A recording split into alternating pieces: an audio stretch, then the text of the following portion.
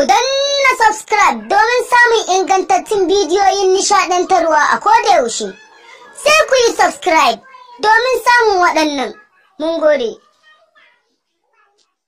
Assalamu alaikum wa rahmatullahi ta'ala wa barakatuhu. Ina muku fatan alkhairi da fatan kowa ya yi sallah lafiya. Ubangiji Allah ya maimaita mana tabbadin barada.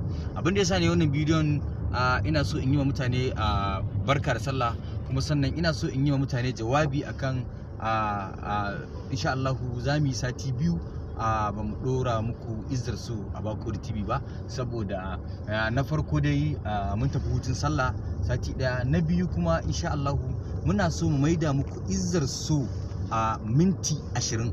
So saboda gyare-gyaren da zamu yi da kuma aikace-aikacen da zamu yi, shi zamu ƙara sati daya. Yanzu Allah ya daga yau zamu yi sati biyu, sannan zamu ci gaba da kawo muku Izzar So a Bakori TV.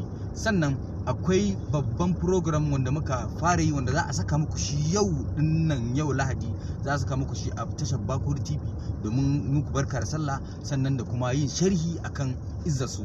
Wassalamu alaikum wa rahmatullahi ta'ala wa barakatuh. Nagode.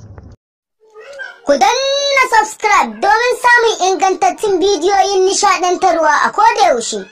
Sai ku yi subscribe domin samun waɗannan. Mun gode.